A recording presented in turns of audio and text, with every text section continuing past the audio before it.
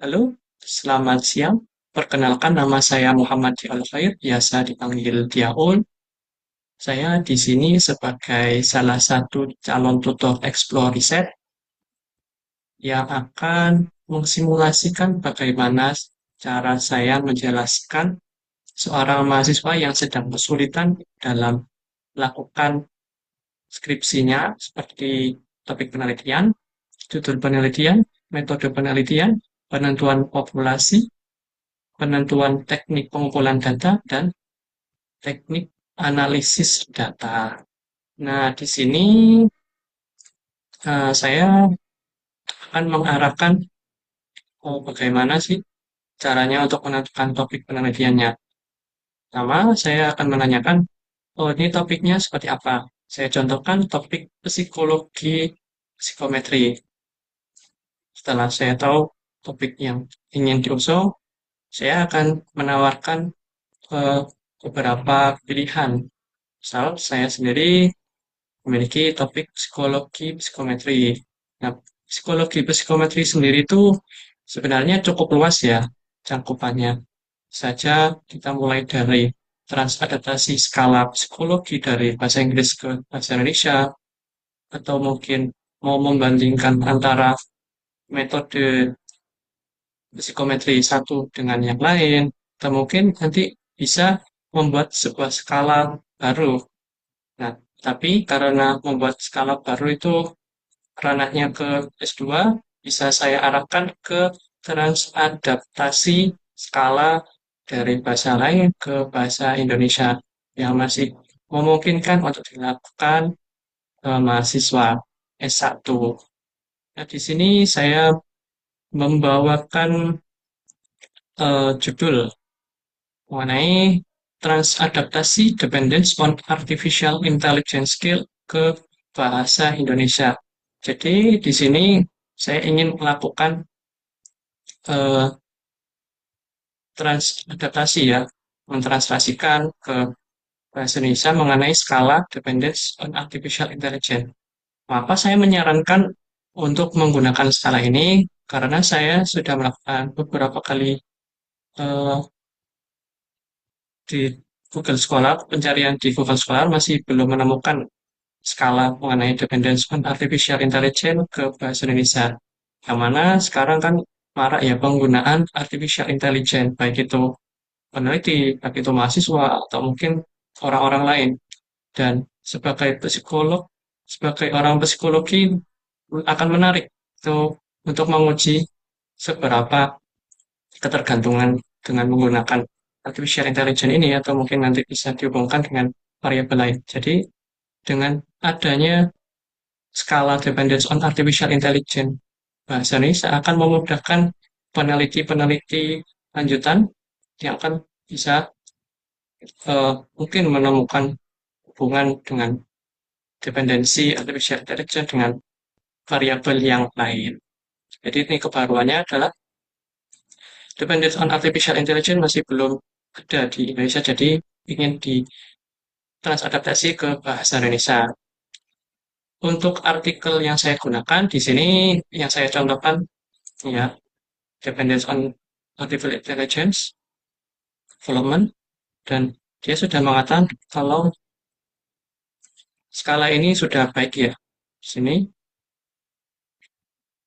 sudah cukup baik untuk digunakan. Jadi kita bisa menggunakan skala ini untuk transadaptasi.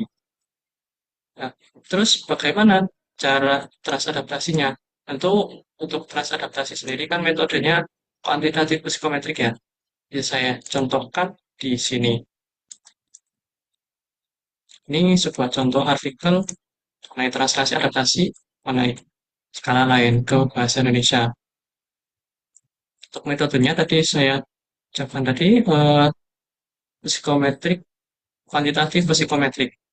Untuk langkah-langkahnya di sini sudah ada ya teman-teman. Di sini ada tahap pertama, ada transaksi awal dari bahasa Inggris ke bahasa Indonesia. Dan ini untuk translasinya kita juga membutuhkan seorang ahli dari translasi, bisa jadi dari biro atau biro jasa translasi. Itu kita membutuhkan itu, kemudian kita sintesis hasil translasi dengan peneliti yang lain.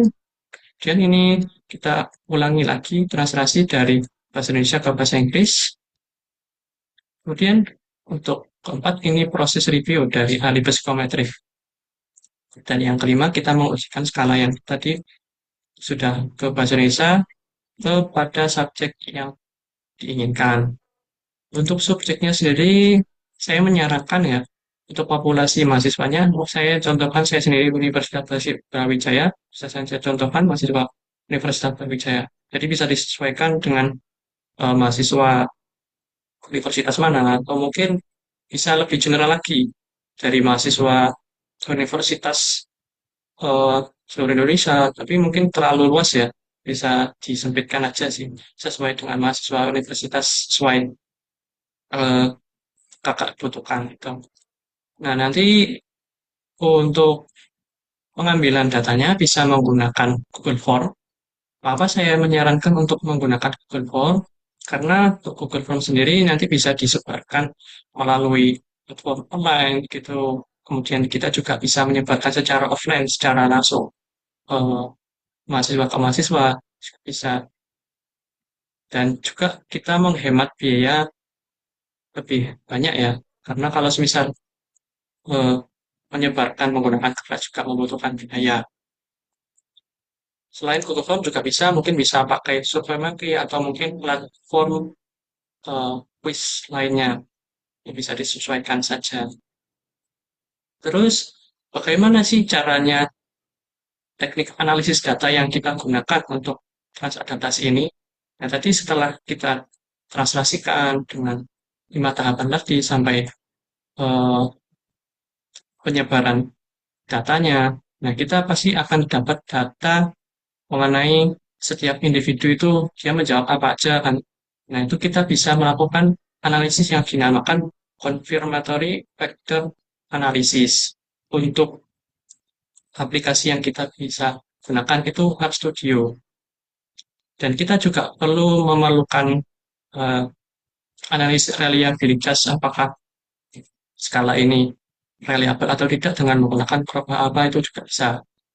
Tapi untuk saya sarankan confirmatory factor analysis dengan menggunakan RStudio karena dengan menggunakan confirmatory factor analysis, kita juga bisa menganalisis setiap dimensinya seperti apa. Untuk lebih detailnya, sebenarnya ada beberapa referensi mengenai confirmatory factor analysis dengan menggunakan TensorFlow di YouTube, atau mungkin bisa dilihat lebih lanjut mengenai confirmatory factor analysis dengan menggunakan Google, bisa dicari lebih lanjutnya seperti apa.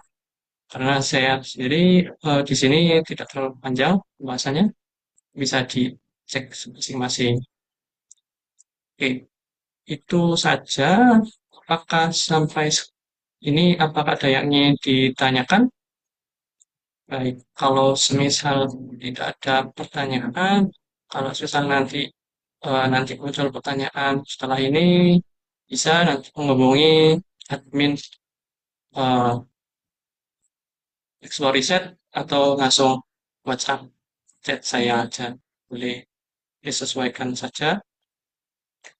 Baik, eh, sekian dari saya penjelasan mengenai topik psikologi psikometri. Kurang lebihnya mohon maaf apabila ada kekurangan mohon dimaafkan. Eh, Selamat siang, selamat menjalani aktivitas kembali. Terima kasih.